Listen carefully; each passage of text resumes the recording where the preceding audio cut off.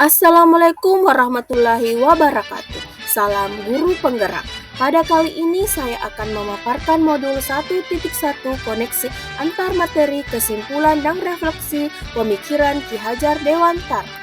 Perkenalkan, saya Rosdiana, calon guru penggerak angkatan 10 dari Kabupaten Sidendreng Rapa. Menurut Ki Hajar Dewantara, pendidikan dan pengajaran tidaklah sama. Pengajaran adalah bagian dari pendidikan. Pengajaran adalah proses pendidikan dalam memberi ilmu untuk kecakapan hidup anak secara lahir dan batin. Pendidikan pada hakikatnya menuntun, memberi tuntunan terhadap segala kekuatan kodrat yang dimiliki anak agar ia mencapai keselamatan dan kebahagiaan setinggi-tingginya, baik sebagai manusia maupun anggota masyarakat.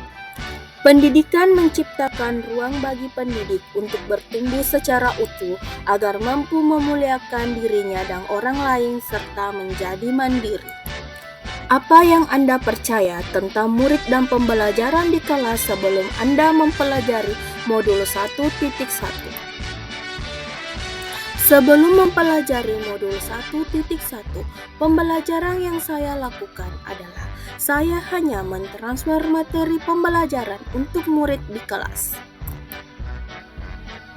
Ketuntasan dalam penyampaian materi lebih penting daripada memahami karakteristik murid saya di kelas.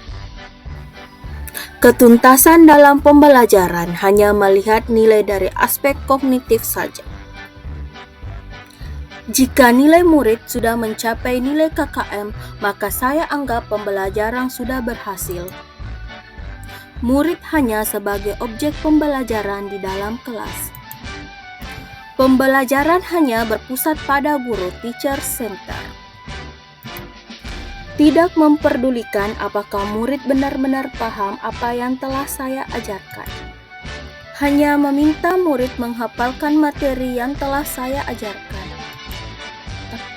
Saya sering merasa gagal mengeluh jika banyak murid yang tidak tuntas setelah melakukan evaluasi, tanpa saya melakukan refleksi bagaimana pembelajaran yang telah saya lakukan sebelumnya. Apa yang berubah dari pemikiran atau perilaku Anda setelah mempelajari modul ini? Setelah saya mempelajari modul 1.1 tentang pemikiran Ki Hajar Dewantara, saya menyadari bahwa apa yang saya pikirkan dan lakukan selama ini tidaklah tepat. Seharusnya saya melakukan proses pembelajaran secara menyeluruh holistik dengan memperhatikan aspek pembelajaran seperti kognitif, afektif, psikomotorik, spiritual, sosial, dan budaya. Murid sebagai subjek pembelajaran yang memerlukan bimbingan atau tuntunan untuk mencapai kodratnya. Guru seharusnya sebagai fasilitator dalam proses pembelajaran. Sehingga guru harus ikhlas, penuh kesabaran dengan segala ketulusan hati agar tercipta suasana pembelajaran yang menyenangkan dan berpusat kepada siswa. Selain itu, saya harus mempelajari karakteristik murid karena setiap anak terlahir unik yang memiliki kelebihan dan kekurangan masing-masing. Saya harus memberikan kesempatan kepada murid untuk tumbuh sesuai kodratnya, baik kodrat alam maupun kodrat zaman. Apa yang dapat segera saya terapkan lebih baik agar kelas saya mencerminkan pemikiran Ki Hajar Dewantara?